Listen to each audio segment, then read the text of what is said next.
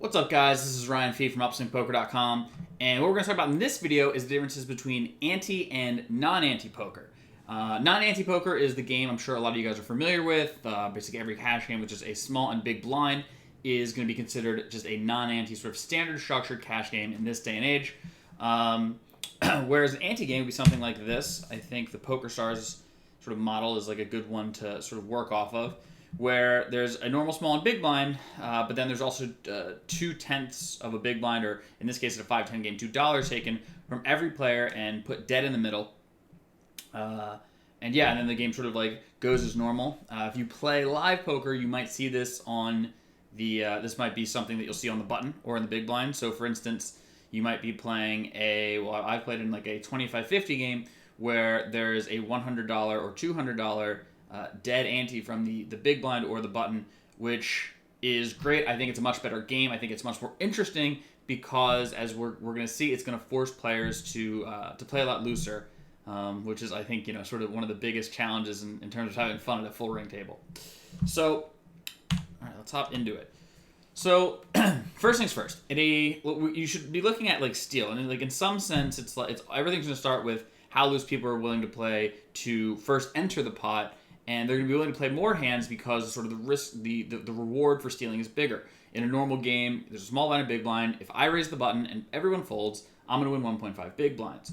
In an ante-structure game, and again, we'll be working off that stars ante-structure, which I think is like fair. It's like close enough. Like, it'll give you a good idea of really what's going on.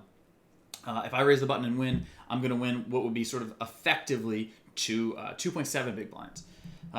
So what I want to do in this sort of first like sort of math, this first sort of calculation we do here is just use the same open size for both games. I don't necessarily think that you should. In fact, I think that even almost a smaller raise size in a lot of normal games online is better, and then sort of like in an ante game, maybe slightly bigger sizes live might be better, but there are a ton of factors that go into that. But again, just for sort of measuring, just comparing one to the other, sort of an apples to apples comparison, we're using the same open size. So in this example, we're using a 2.5x open, and using a 2.5x open in a normal game. If you raised that size, you need to win the pot 62.5% of the time to break even. What this neglects is, almost no game you're going to play are you going to be able to do that from almost any position. But what this neglects is that people are going to call, and they're going to be able to play a called pot and have equity in that pot. So you don't have to make people fold, basically 63% of the time pre-flop in order to profitably raise. Again, what we're doing here is just going to compare the two. In an ante game, which you win a much bigger pot when you take it down. You're winning literally a size of the pot bigger than your raise. You only need your opponents to fold 48% of the time for your bet to break even.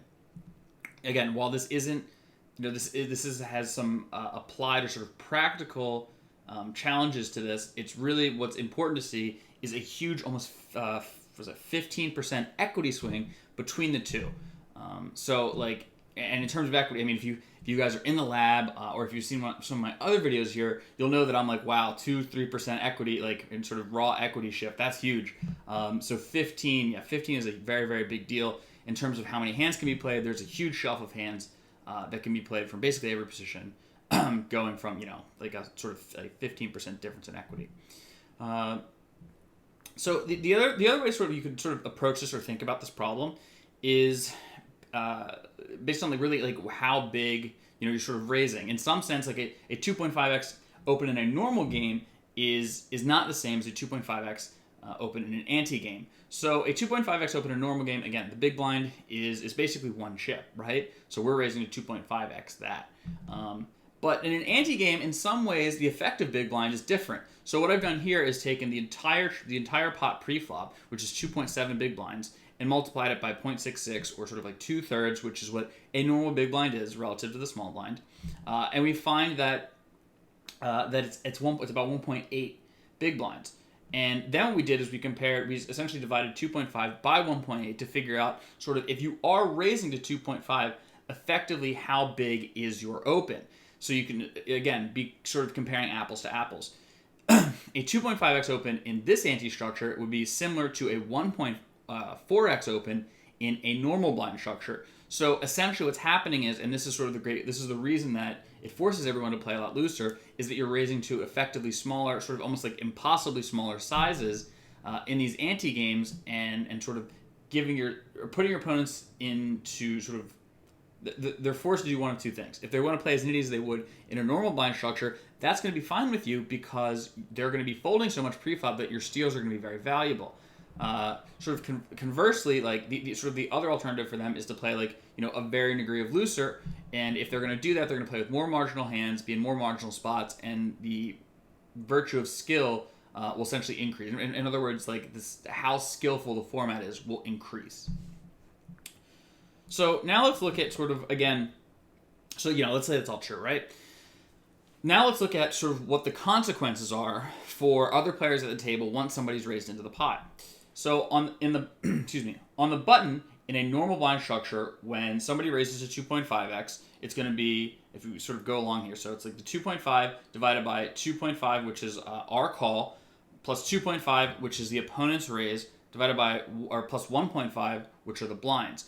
What this is saying is that it's basically just a pot odds calculation. And in this example, we assume the blinds just fold every time, just to, again, make it sort of easy to compare to see sort of like what's going on. So in our example, the blinds will fold every time. Doing a simple pot odds calculation, in a normal blind structure, in order to call a hand on the button, we need about 38% equity facing a 2.5x raise. However, in an ante structure, we only need 32% equity, a 6% shift, which again is going to be a massive, massive shift. It's going to force you to play substantially more hands on the button. What's more, and sort of the other thing is, I guess, the reason we pick the button is the button's the hand, or is going to be the position you play the most hands at the table, except for the big blind. In the big blind, in a normal blind structure, if you face a 2.5x raise, it's going to be 1.5x for you to call. So it's going to be 1.5x plus your call, plus the 2.5x, which is their raise, plus the 1.5x, which is the big blind and the small blind. In that situation, your hand needs 27% equity to profitably call, which is why you see players call a lot of really weak hands out of the big blind. In an ante structure, however, it's basically the same calculation, but again, because of that ante, the total pot is 2.7 big blinds before the flop. So you're risking, I think that it's 1.5 to win 6.7, meaning you only need 22% equity. If we, for instance, we bust out our handy dandy Equilab calculator, we will see that pocket aces. Oh, no, bad example. Let's do 10% of all hands versus 7 deuce.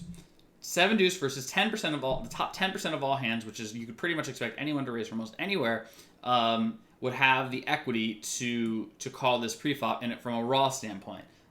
That said, you shouldn't actually do this because there's a realized equity sort of component to this that makes calling 7 deuce off not a play that would not be profitable, especially versus a raise range as tight as this. But sort of the point remains that given this blind structure, you should be playing very loose preflop from all positions.